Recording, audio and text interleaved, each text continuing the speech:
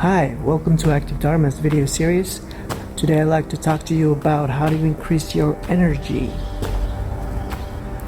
I've already written about this at activedharma.com, so I'll post a link in the description if you want to check that out.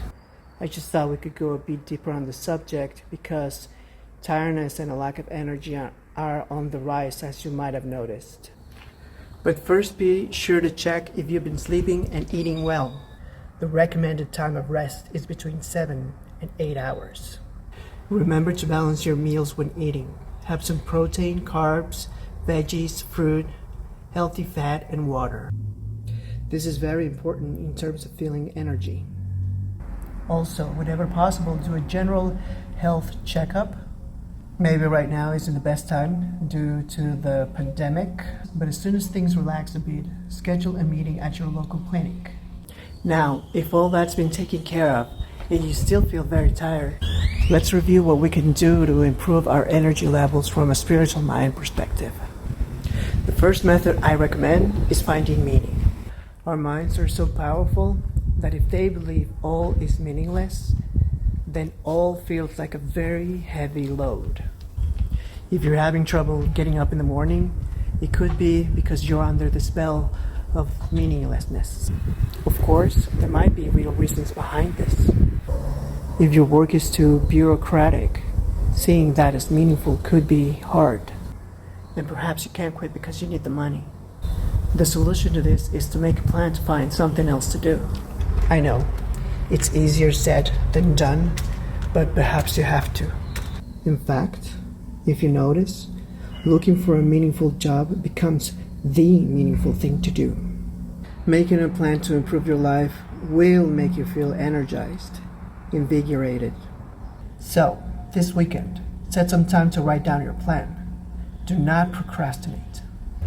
That's method number 1. Now let's revise method number 2. If you can't switch jobs or don't want to, but you still feel what you do is a bit meaningless, I suggest you do the following. Find the benefit of what you do. The big reason people feel meaningless today, and thus without the energy to do something, is that they don't see what they do changes the lives of people for the better.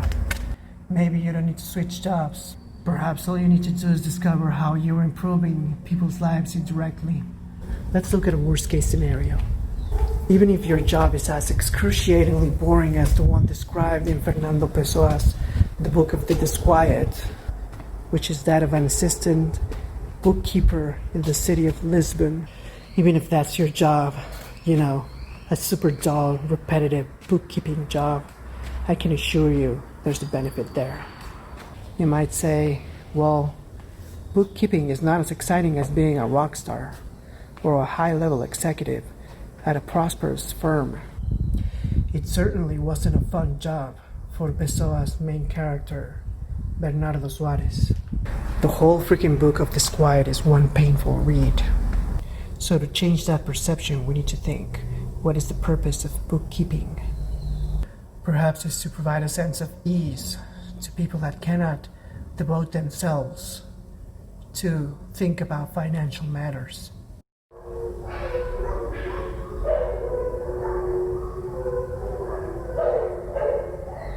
Or from a more existential spiritual point of view, perhaps the benefit is to reveal how meaningless life can be if we don't do something about it, as Pessoa's book clearly reveals. If you discover how what you do benefits others, then meaning can arise. And that makes the whole difference in the world. Work starts feeling lighter. In fact, it actually stops feeling like work and feels exciting, soothing, precise. When meaning comes into the picture, energy kicks in. We get into the so-called zone. Whether you are a bookkeeper, artist, manager, writer, sculptor, or engineer, divine action happens perfectly. If you achieve the state, be careful. Some people forget to eat, or they neglect their families, and that's not good. Now go find the purpose, benefit, and the meaning of your actions so that you can recover your energy. Talk to you later. Bye.